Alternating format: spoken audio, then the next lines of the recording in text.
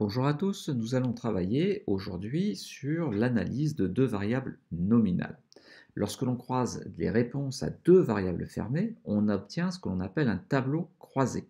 On appelle également cela un tableau de contingence. Par exemple, nous souhaitons savoir si la fréquence de visionnage de la télévision varie en fonction du sexe de l'interviewé. Autrement dit, est-ce qu'un homme regarde plus la télévision qu'une femme ou inversement? Alors, qu'est-ce que l'on va faire? Déjà, on va prendre notre enquête, c'est l'enquête télévision, celle que nous avons utilisée tout au long de notre explication de Sphinx Campus. Nous allons aller directement dans les analyses, dans la partie analyse. Nous travaillons sur une première vue qui s'appelait l'analyse univariée. Nous allons créer une nouvelle vue, cette fois-ci, pour présenter les analyses bivariées. Donc pour faire une nouvelle vue, nous avons en haut à droite un bouton qui s'appelle Nouvelle vue. On ne va pas s'embêter à faire de la mise en forme, hein, ça vous le verrez un petit peu plus tard. Je vais prendre une vue vierge et on va aller directement sur suivant, donner un nom à cette vue. Donc on va l'appeler Analyse bivariée. Télévision 2025. Et je vais faire OK, puisque c'est la seule réponse obligatoire. J'ai à nouveau un document constitué d'une seule page qui est blanche pour l'instant. On va appeler cette page, pour l'instant, simplement, alors on va croiser, on a dit le sexe et la fréquence, donc fréquence par sexe. Hop, j'efface page 1 et j'appelle ça fréquence TV / sexe. Et maintenant, ce que l'on va faire, c'est que l'on va aller glisser chacune de nos variables sur l'espace. Donc la variable fréquence, c'est la première, je vais la glisser, et puis je vais aller chercher la variable sexe, qui est la variable 31.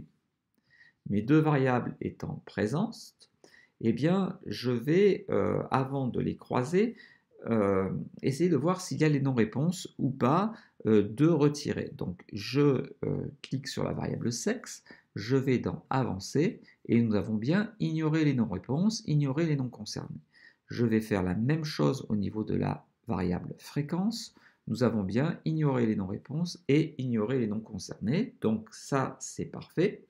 Nous avons bien éliminé les gens qui n'ont pas, enfin, on n'a pas pris en compte les gens qui n'ont pas répondu à ces deux variables. Maintenant, ce que l'on va faire, c'est que l'on va croiser ces deux variables-là. Pour cela, il faut les sélectionner. Donc, sur un PC, vous le faites avec la touche CTRL, avec un Mac, c'est la touche commande. Et en fait, ce qu'il faut, c'est que les deux tableaux soient sélectionnés. On le voit avec les petites poignées de redimensionnement. Lorsque les deux tableaux sont sélectionnés, eh bien, on va cliquer sur ce petit bouton là qui s'appelle croiser. À ce moment-là, le tableau est croisé. Donc vous voyez qu'on voit les temps où les gens ont regardé la télévision ventilés par sexe, pour les hommes et pour les femmes. Donc par exemple ici, nous avons pour les gens qui ont répondu plusieurs heures par jour, 58% de femmes et 42% d'hommes. Avant de commencer à analyser tout cela, eh bien, on va, dans un premier temps, se préoccuper de voir s'il y a une relation entre ces deux variables et quelle est la force de cette relation. Pour cela, on va sélectionner le tableau croisé que l'on vient de créer, on va aller dans Avancer et on va créer les tests statistiques. Vous voyez que là, la case est cochée, mais les tests n'existent pas. Alors ça, je pense que c'est un petit bug. Ce que l'on va faire tout simplement, c'est qu'on va décocher la case, on va la recocher, et le fait de la recocher va relancer les calculs, et vous voyez que là, cette fois-ci, on m'indique que la relation est significative. Ça veut donc dire qu'il y a une relation, et on n'a donc quasiment pas d'erreur puisque le p-value est à 0. Ce qui est important, c'est de retenir que la relation, elle est significative.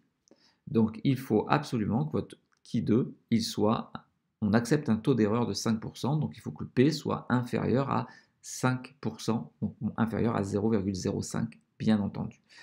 Ce qui permet d'établir une conclusion fiable à 95%.